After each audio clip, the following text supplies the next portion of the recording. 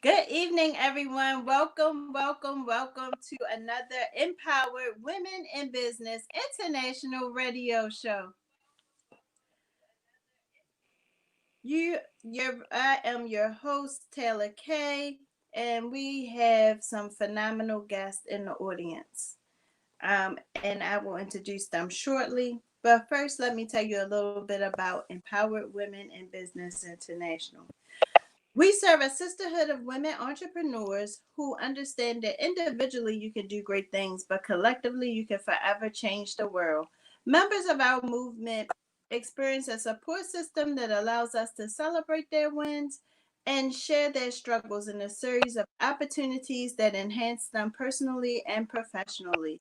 So, if that sounds like something that you're interested in, visit us at our website at www.ewbiradio.org.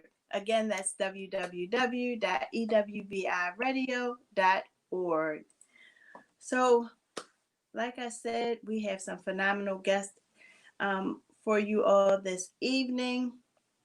This month is our men's month, so we will have all men on our show.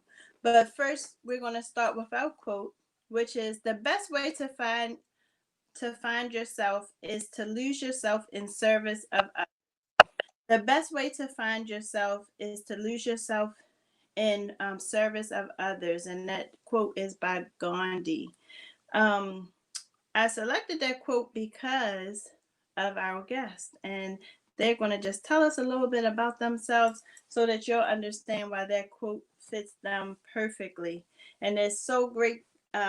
It's always a blessing to be a blessing. So, when we serve and choose our actual career paths, then sometimes we're able to be a blessing to others. And these gentlemen certainly are. And I can't wait for you to meet them. So we'll start with Dr. Andre Humphrey. Do you want to just share a little bit about yourself? Sure. First of all, Sister Taylor, thank you for having me on the show. Honored and to the other guests. I've been involved in trauma response for over the last 35 years. Got involved when my son was murdered out in Howard County by his stepfather. Stepfather was a former state trooper in the former Howard County police. And uh, they were involved in domestic violence confrontation, and my son was Secret uh, Service for George Bush, the father, and he came home and got into an altercation with his stepdad, and as he, from what I was told, a fight pursued, and then when he was leaving, stepfather shot him in the jugular vein with a shotgun and killed him. So I was very traumatized behind that, so I can understand what people go through when they're traumatized, and really didn't know which way to go. And God showed me that, in order for you to go through your healing process, you need to help as many people as you can and share your experience because people hurt in different ways, and we can reach out with the services that we offer them to help them heal. So that's how I got involved, and also went and put a trauma response team together, working with John Hopkins with another program we had that came from New Haven, Connecticut, called the CDCP program. And the acronym for that is the Child Development Community Policing Program. So I've been doing this for a long time, training police officers, working with them, responding. I want to give a shout out to Jacana Harrison. We responded to five responses yesterday. I think it was four responses. Awesome, awesome. And we'll hear a little bit more about Jaconda Harrison and all of her great works as well. So next up we have Captain Bernard Jones. How you doing, Captain? I'm good, and you? Good. Thanks for joining us this evening. My pleasure. So, can you tell us a little bit about yourself as well?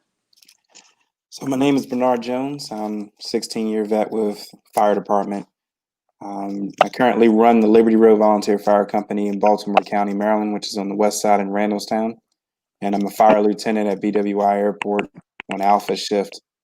So a little bit about me. I started off when I was 16 years old, and I'm now 34 years old, running a fire company, which is probably one of my dream jobs, and I also have the career in the fire department as well. Outside of that, we're predominantly African-American fire station, which is one of two in Baltimore County. And we've got a pretty wide and diverse area that we respond to, in addition to try to get more people of African-American heritage into the fire department because we are the minority there. Wow. Awesome.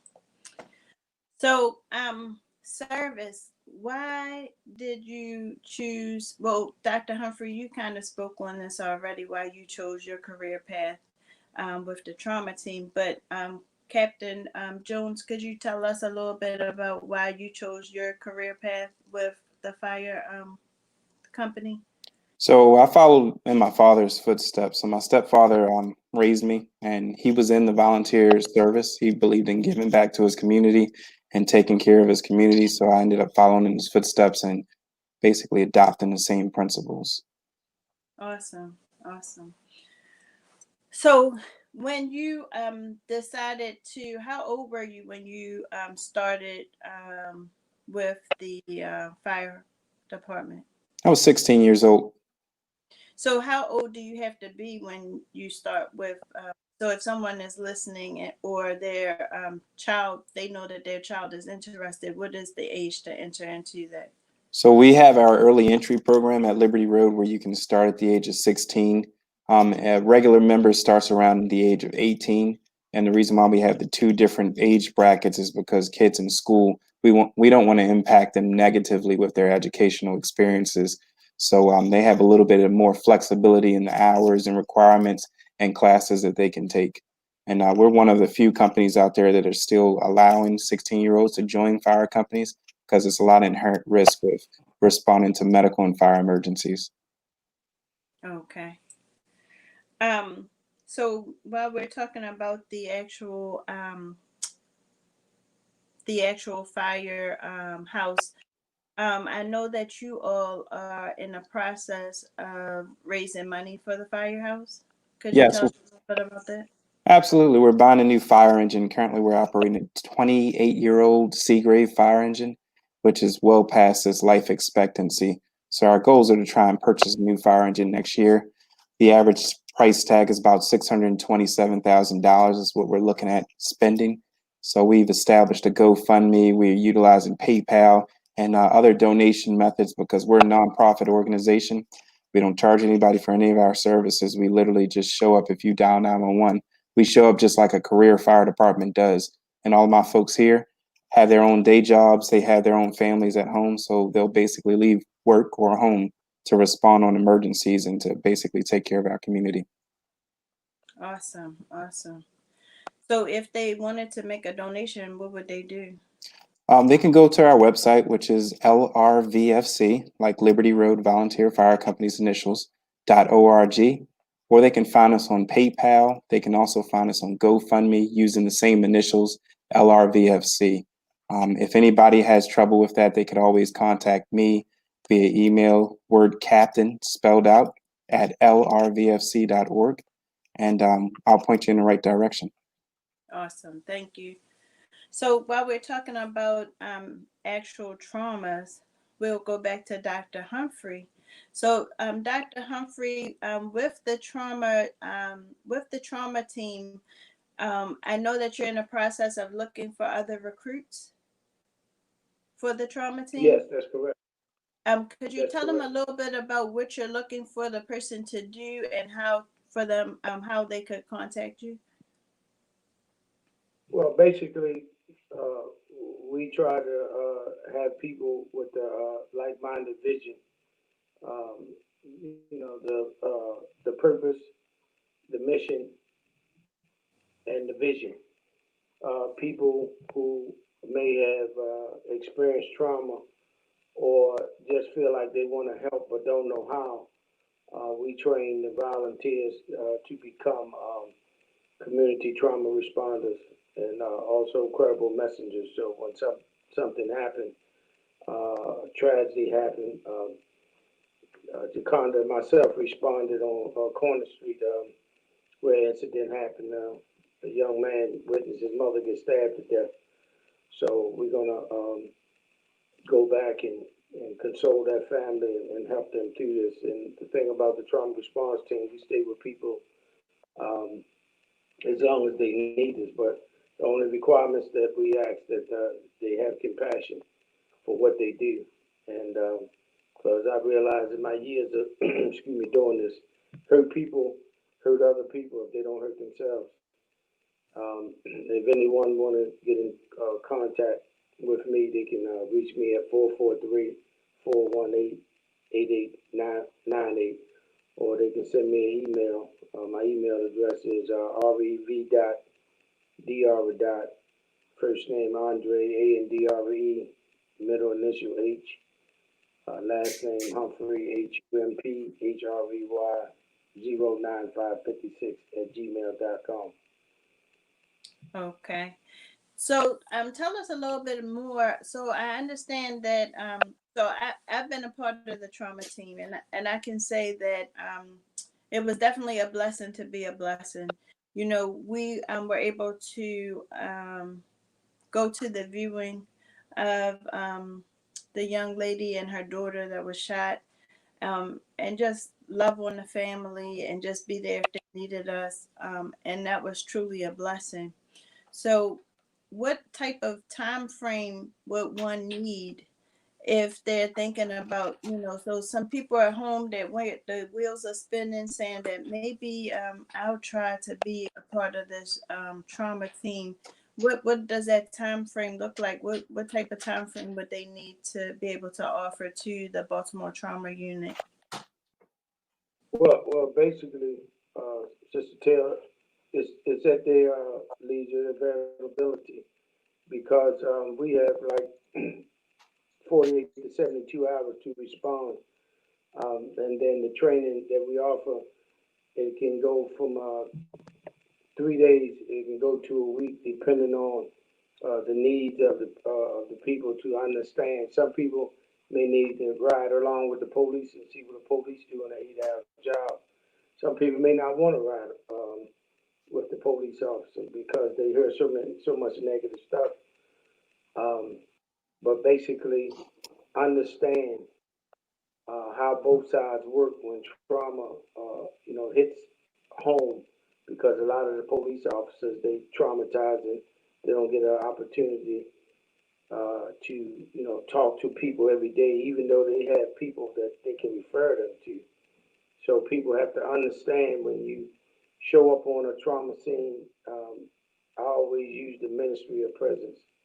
Sometimes you don't have to say anything, and people just happy to know that you care. And this is not my quote, but this quote comes from the current police commissioner, Michael Harrison. I had a long conversation, excuse me, with him, and he shared with me. And I told him when I quoted, I'll use his quote. He told me it's not his quote after he said it. People are not concerned about how much you know, but how much you care. So Mm. that's what the trauma team is about, and that's what we do. And we're glad and blessed to have you to be a part of it. Oh, thank you. I'm blessed to be a part. So, would you say that the trauma team is an asset to the police department, and why? Yes, it is, because when tempers are flaring, um, and when people, I'll give you a good example. 2015, an uprising. When tempers flare and people were angry and things were escalating. For me being around for a while, and I grew up in East Baltimore, but I lived in West Baltimore also. But I don't really have a geographical location because we go all over the city. And when people, families recognize who you are because you've helped them in the past, they kind of like pave the way for you and let you know, let the crowd know that they're only here to help. And in every community, you have a big mama where people respect and listen to. So when we come out and the police officers know that our job is just to, um, to assist. And by me being one of the longest chaplains in the police department in East Baltimore since 1984, I kind of know how the system works. And I tell police officers, especially the new ones, police officer job and a pastor's job is kind of like in the same boat. Some people don't want to interact with police officers until they need one. And same way with a pastor when a parishioner haven't been in church for a while, but when something happened to their loved one, they expect the pastor to show up regardless. So we have the same mission. So, if any of our viewers are interested in asking any of the gentlemen, either one of the gentlemen, a question this evening, please feel free to leave a comment in the drop box below. Menina Bush says hi, says hello, and Jaconda Harrison says hi. Jackie G, hi Miss Jackie. She said great information to know. Nicole Bennett Jones, who is the mother of Captain Jones, says hello, and of course she's watching. Good evening, gentlemen. Welcome, Menina Bush, our chapter vice president, said. I see Captain Jones's aunt Amirla is watching as well, and it seems like that is all of our comments at this time. So I just wanted to make sure that no one was asking us questions during as you all speak. So Captain Jones, let's go back to you. So put us in your 16-year-old mind when you started off and you were a volunteer.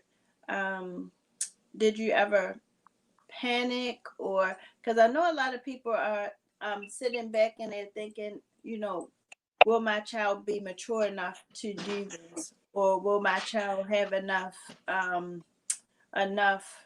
courage to do something like this? I think it's a great opportunity. Can you kind of speak on that?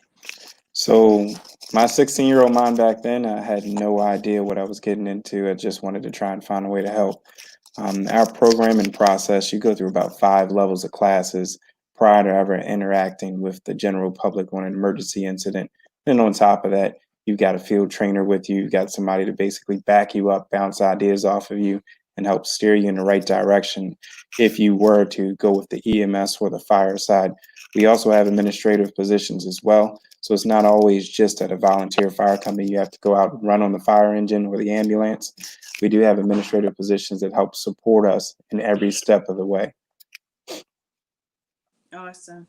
Now, you also mentioned that this is a smaller fire unit.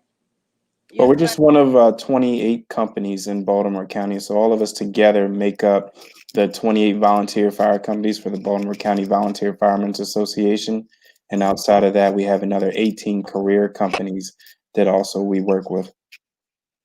So why do you feel it seems like some firehouses have access to more money than others? Would you agree to that? Absolutely. Yeah, it all depends on the interaction of the fire company with their community.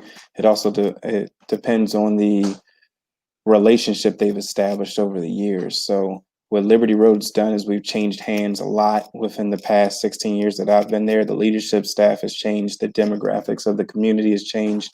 We get a lot of people that move to Randallstown because it's a predominantly African-American company and it's a predominantly African-American community. And folks don't know anything about what the county has to offer or how the fire department works. They just know that when they dial 911, somebody shows up. They don't really care who you look like, what you look like, whether the side of the truck says volunteer or not.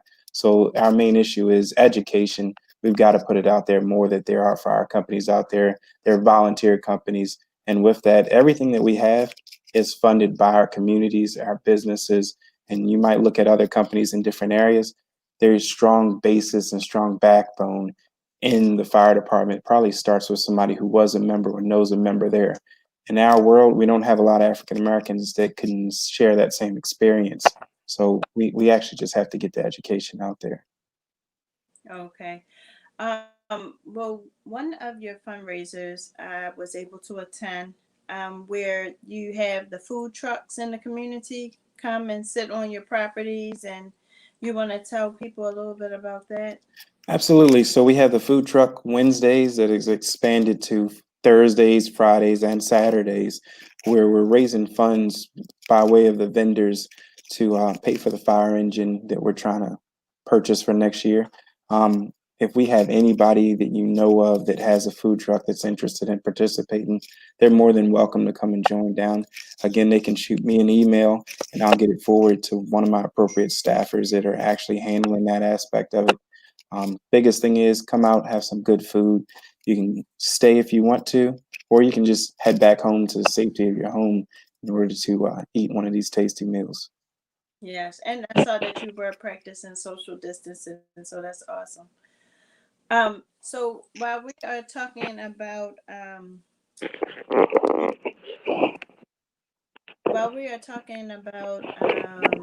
fundraisers, Dr. Humphrey, can you tell us a little bit about how the Baltimore Trauma Team is funded?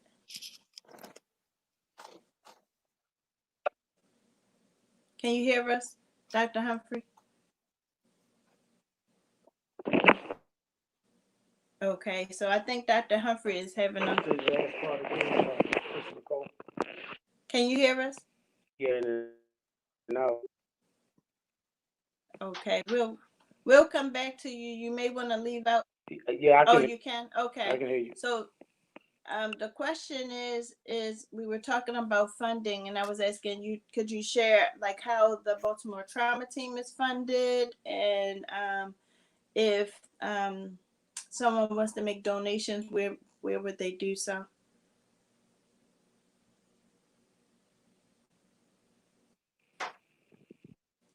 And I couldn't make out with try to come back Okay. home. Can you hear me okay now?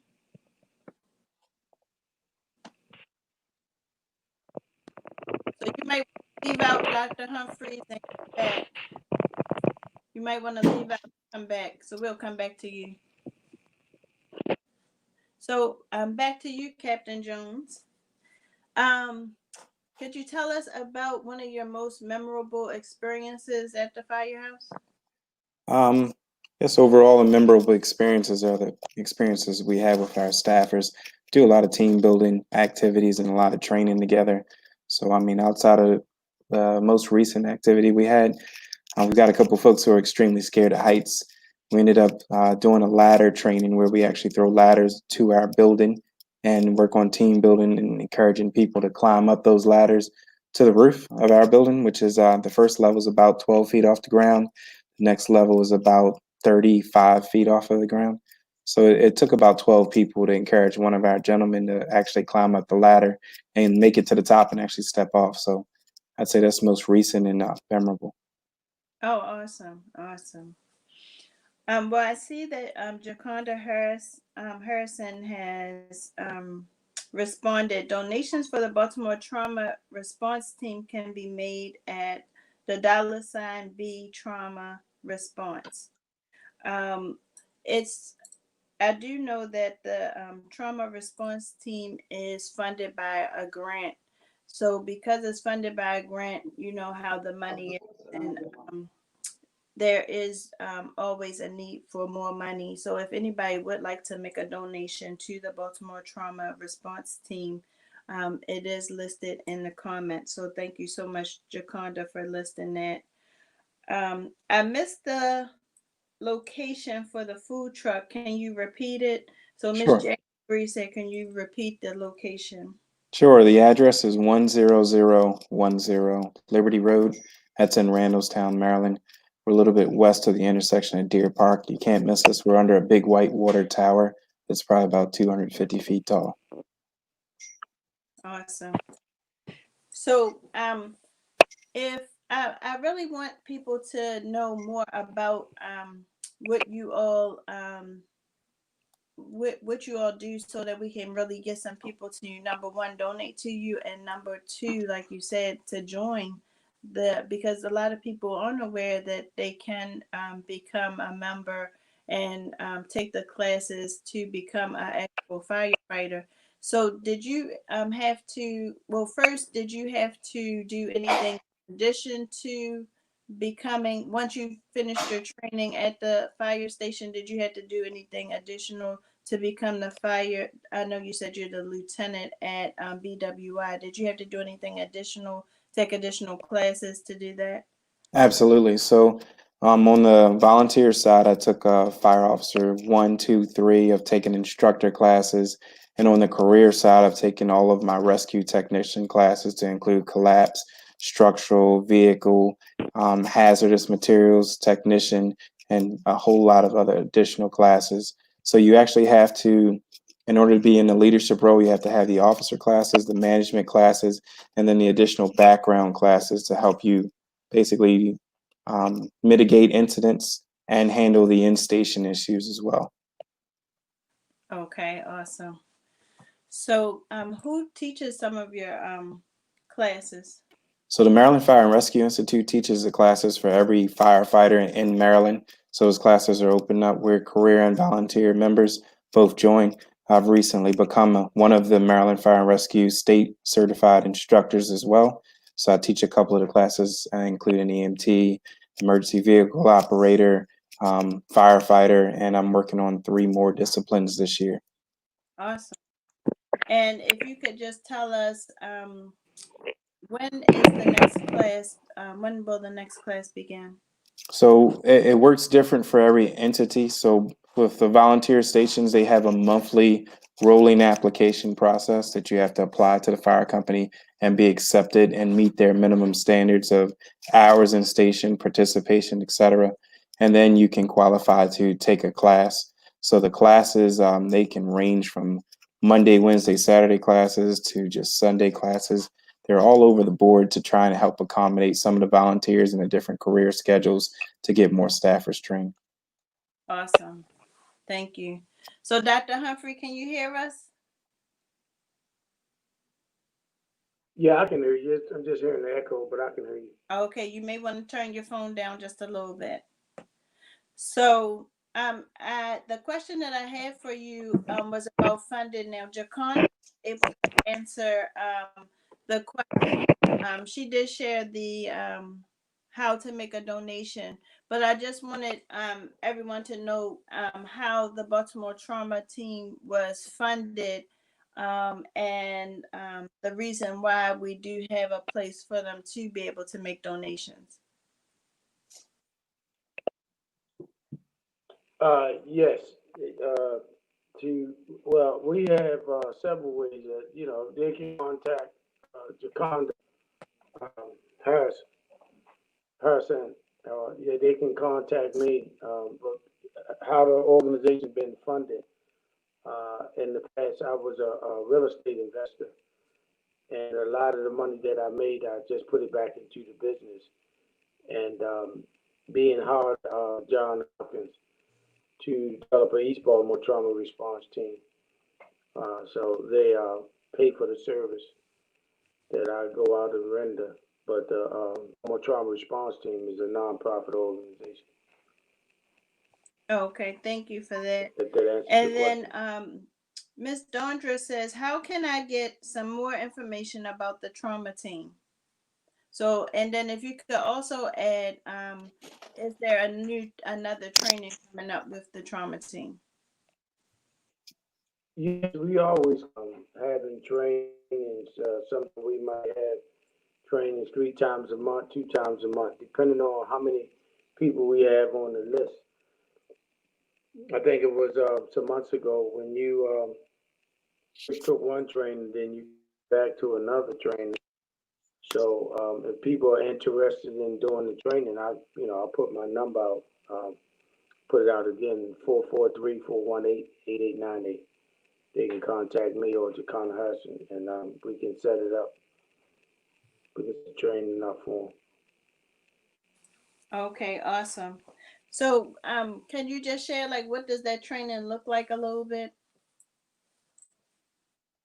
Sure. Well, the training consists of when people uh, are exposed to a traumatic episode or something happening in the community where some people can't stand to blood body on the ground, and we teach them how to console the family when the police officers doing what they doing as far as trying to being on the crime scene. We're just there to give support to the family, and then we get them involved in mental health training, and that teaches them how to recognize the different psychosis and vicarious types of trauma that people are experiencing, whether it's trauma on the workplace, in the workplace, um, and recognizing just trauma period, and what to do and what not to do. And as I said, they can go from 8 hours to 16 hours, from one day to 5 days a week doing the ride along with the Baltimore City Police, who we are in partnership with. I think one of the best things about the trauma team is that we allow the police to focus on the crime when we deal with the actual trauma, traumatization of the victim, to help to provide them with the resources that they need, or just being a listening ear, or just a hug, or some sort of comfort during that time of need. Um, does Yeah, that and pretty much also sum we or would you add anything to that? yeah, and also we assist with we don't recommend certain funeral homes, but we do have a rapport with a lot of the funeral homes in the city, the funeral directors um, who we deal with, and sometimes people can't afford the funeral. So we point them in the right direction where they can go find resources and get have a decent burial for that person. It's like with the little boy who witnessed his mother get stabbed to death. He's going to need a lot of counseling. So Right, we're going to be following up on that also. right. Well, I know one thing is that it was good that you all were able to be there for him, because that does help in your therapy throughout, just having that extra support system. So, are you all the trauma team? Is it just for that day, or do you kind of follow the victims as the time goes on? Well, we stay with the victim as long as they need us to stay with them. I mean, we're not with them just like 2 months, 6 months, or however long they feel like they need our help. We're there for them. Sometimes they something may trigger. They may have a reoccurrence where they re-traumatize, and they just might need to vent, somebody to talk to. So we always have somebody in place to help them through their crisis, and also having a long conversation with um, current police commissioner Michael Harris. He recognized that mental health plays a big part of crime in the city, and he welcomes all the help that he can get as long as it's done in a professional and decency and order way. So he does recognize that.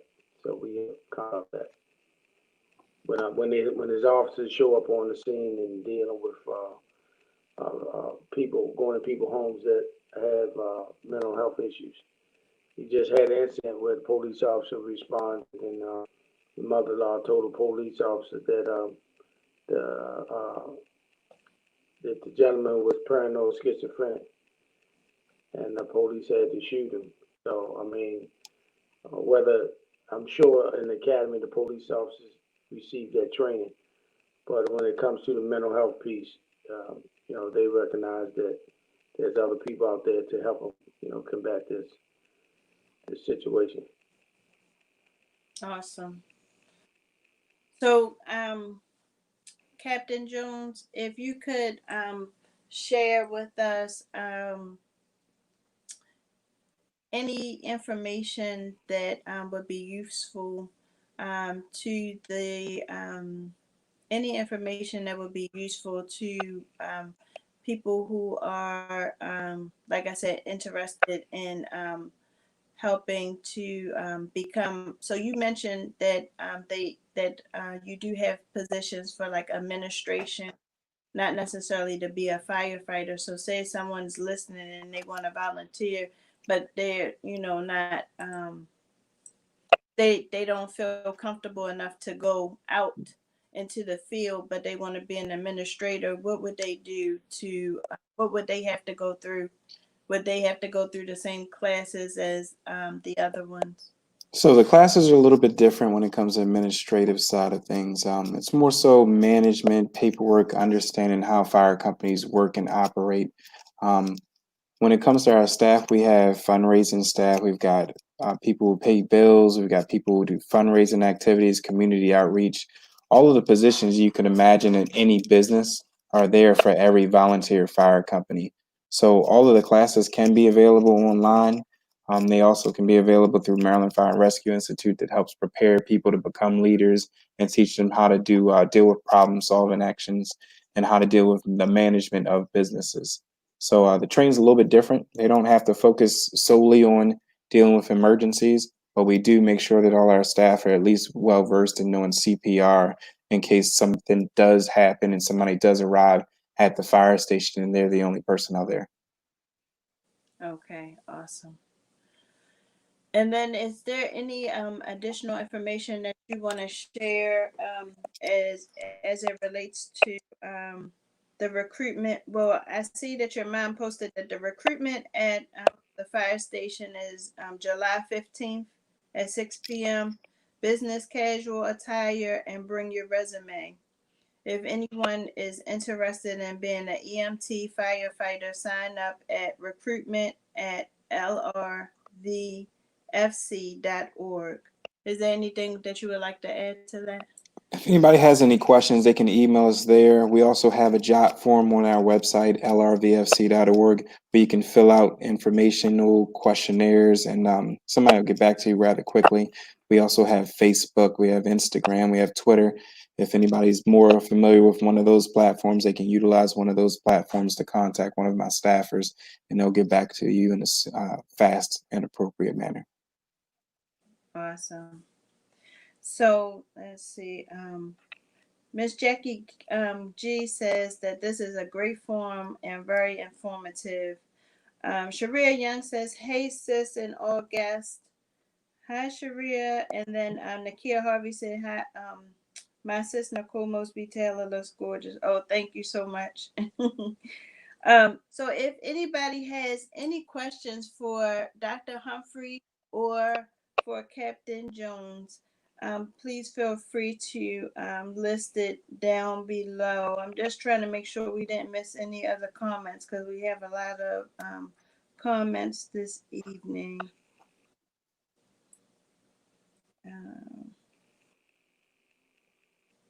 Okay, it looks like we have tackled all of our comments. So Dr. Humphrey, the trauma team. So the Baltimore trauma team. It sounds like we do have a couple of people that are very interested in possibly taking that training. Do we have a specific date for the next training yet? Say it again, Sister Nicole. Do we have a date? It looks like we may have a few listeners who are interested in taking the trauma training. Do we have a specific date for the next trauma training yet? We should have specific dates next month. Not anything set up for this month, but yes, next month, between 1st and the 15th for next month. Yes. Okay, great. And then you just want to tell them what it entails as far as like a uniform and what that looks like, how we get our calls. You want to just explain that a little bit? Sure. Once they are thoroughly trained, they receive their uniforms and their certification certificate. And we received a call from Baltimore City Police Department from Lieutenant Colonel Monique Brown, who's in charge of neighborhood collaboration patrol. Whenever she wants me to respond, she will send it to me, and then I'll distribute the information out, and we'll have a team to go out to the correct addresses. Because a lot of time, Murder Inc. and the Citizen app is not active, so we get the direct information from Baltimore City Police Department, and they want the ride along to be mandatory. I think it's very helpful. People understand what a police officer go through, and that will give them a better understanding how to deal with people on the street when they interact. Police officers are human beings just like anybody else. So that's the only way the gap will be bridged together when people understand and educate how this trauma piece works. So the trauma team is solely pretty much volunteer work. Do they wear a uniform? Yes, yes. All right, so yes, it is volunteer, and yes, they do wear a uniform. And the uniform is similar to the shirt that you see Dr. Humphrey wearing at this time. Yes, yes, that's the shirt that I have on. Yes, uniform, so they can be identified when they go on the crime scene. Most of the 9 districts, they know who we are, and they know we are there for the families, and that we know what to do. Now, do you only do Baltimore City, or do you do Baltimore County as well? We have dealt with Baltimore County in the past. A few months ago, when the young man killed 6 people were shot in Rosedale, and the young man died. Yes, we respond, Baltimore County too. Okay. When we're allowed to. But Baltimore County is a little different than Baltimore City. They have a lot of strict guidelines. They don't want um, any and everybody responding to the crime scenes. But that's just the way their department is ran. But because the chief of police, Melissa Hyatt, she was Baltimore City Police. I know her very well. So, she has a problem with it, but she has to pass that information down to her officers so they'll know So that there'll be percent. we're coming. We have put it this. We have to be invited. Yeah, we have to be invited on some occasions, Okay. depending on what the situation is. We went to Baltimore County last week with a little 11-year-old was grazed by a bullet. Baltimore County, yes. So yes, we do go to Baltimore County. To answer your question. Okay. Awesome. So Jaconda Harrison said that the volunteer training is once a month, depending on the volunteer. And Nicole Bennett Jones says, "Great job, gentlemen. Keep up the good work." So it's so important for us to be able to take opportunities like this to spotlight people doing service. Not only have you chosen this as your career path, but a great deal of it is volunteer work for you both. So for that, we do commend you for your service to our communities. It's so important. We always see the negative things in the media. We see people getting locked up that look like us. We see people being treated a certain type of way that look like us. But there are some professional people out here doing great work, and it is my mission to make sure that we highlight and spotlight those people who are out there doing great work in our communities. And that's what, Empowered Women in Business is all about, spotlighting the day-to-day people that you normally wouldn't see on the news or see in other places, but doing that positive work.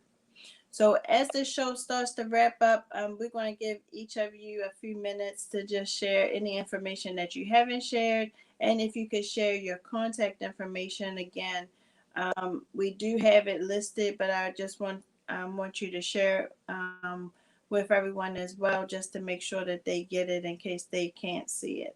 So we're going to start with you, Captain Jones. You want to Sure.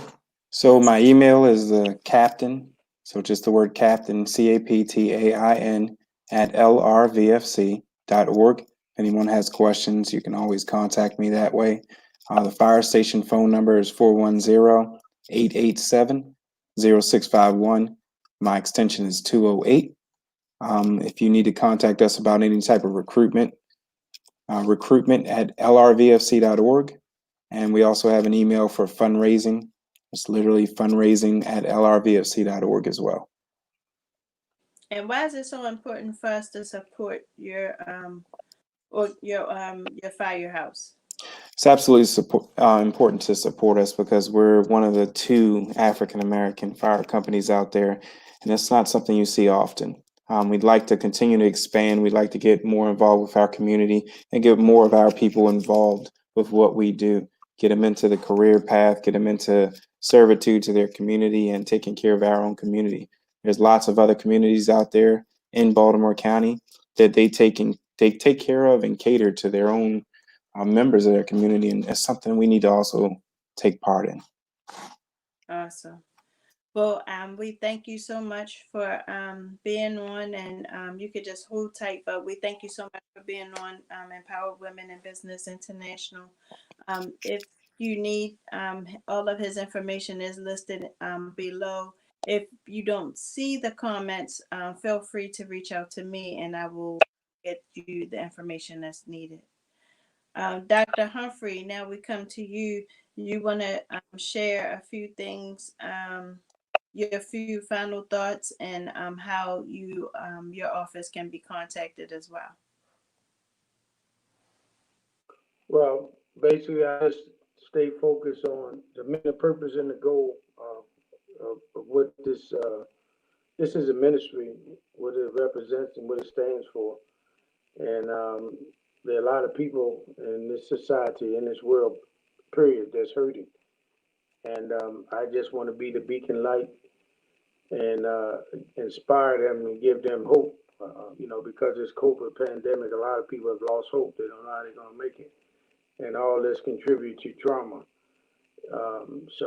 When some people think of trauma, they think of shock trauma. But, trauma is when people are struggling, they don't know where their next meal coming from. So anybody that's interested and want to be a part of Baltimore Trauma Response Team or want to take the training, they can reach me at 443-418-8898. And I'm truly humble and grateful that Shekinah Harrison put this together through you, and I'm grateful to you for being a part of Baltimore Trauma Response Team, because you do a lot of work with the youth and people in general, and have the passion to do what you do. When I meet people, I always ask them, in order to do this work, I ask them, why do you do what you do? You often hear me say that, and if they can't give me a logical explanation, I don't hurt their feelings, but I have to let them know. But I don't think this may not be for you, because sometimes I don't get no sleep. I have to go when people call me. Well, thank you so much for having me.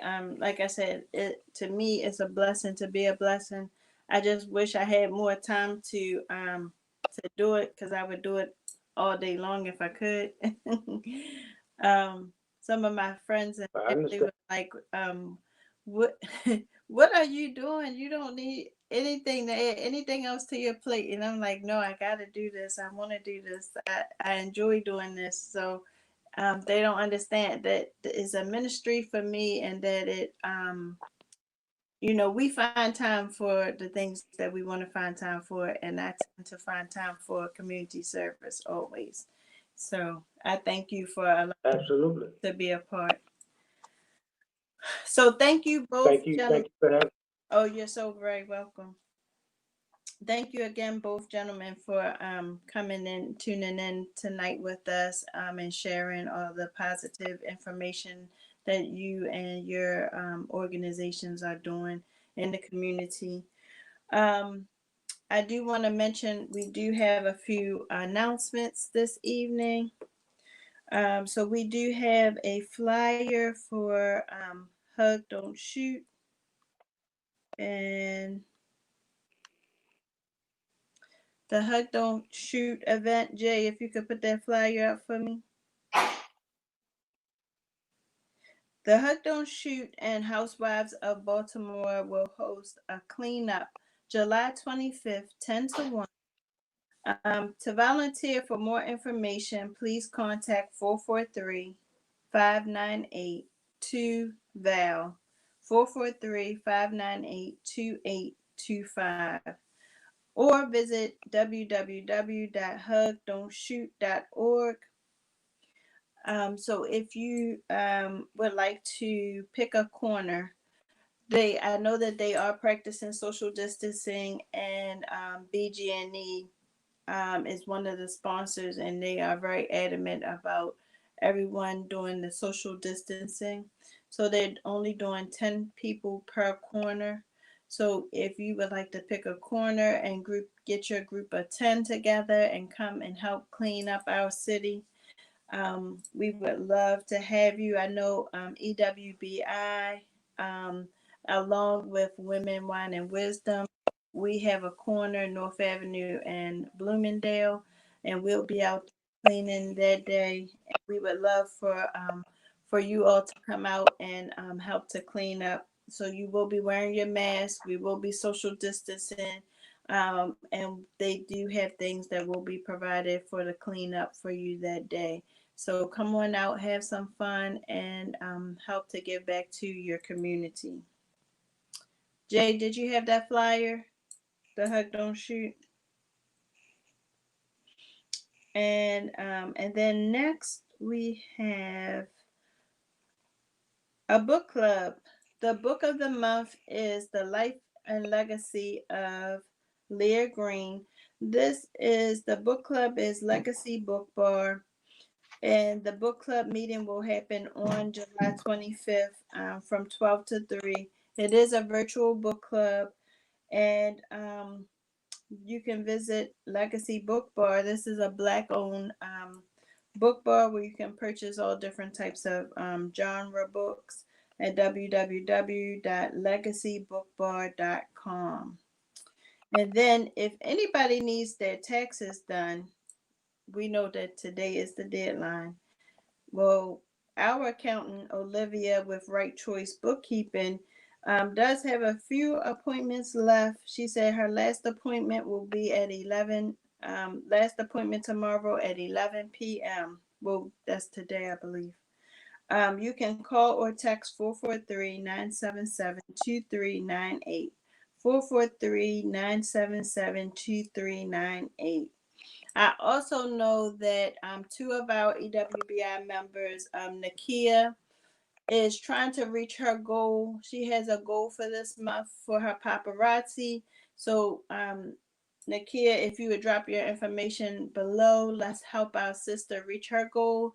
And then Lady J, Nicole Jones, is trying to reach her goal. If you could drop your information, Nicole Jones. She sells chemical-free sanitary napkins. So ladies, make sure that you are using chemical-free sanitary napkins. It will change your life. And she can tell you all about it. She can give you a demonstration and walk you through it A to Z. But they are amazing. And let's help our sisters reach their goal. And then lastly, we do have a raffle. So Empowered Women in Business International, we have a raffle going on. We're trying to raise money to add towards our operational and micro grant, both of those. So if you would like to purchase a raffle ticket, it's only $25. The winner will receive a 3-hour car ride as well as a full face makeup by Slay by Day and a photography session with D Nicole, shots by D Nicole. So you get shots by D Nicole, your face beat, a full face beat, and a 3-hour car ride for only $25. So make sure you enter today. You can enter at our Cash App, which is the $EWBI. EWBI 01. EWBI 01.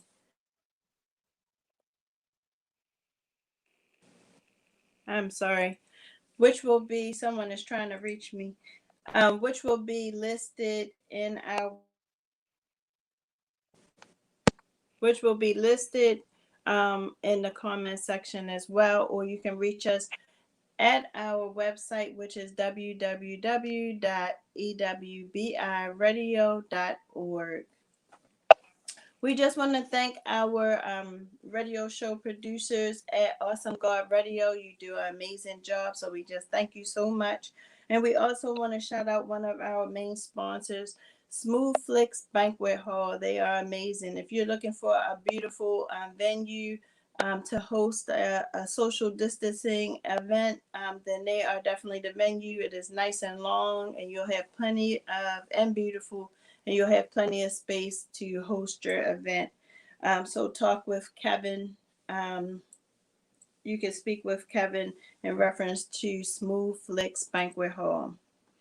And last but not least, I just want to share our quote. First, thank you all for joining in. Don't forget to tune in next Tuesday at 8:05 right here on Awesome God Radio. We have a excellent guest coming. We have Dr. Tyrone Powers as well as Sananda Evans, which is a LC. He is a LCSW, licensed clinical social worker, and Dr. Tyrone Powers was a former FBI agent.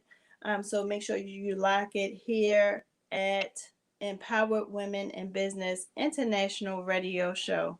And last but not least, our motto is individually we can do great things, but collectively we can forever change the world by Nick Mosby. Thank you for tuning in this evening. And like I said, don't forget to lock it here on Empowered Women in Business International Radio Show next Tuesday at 8:05 p.m. Thank you.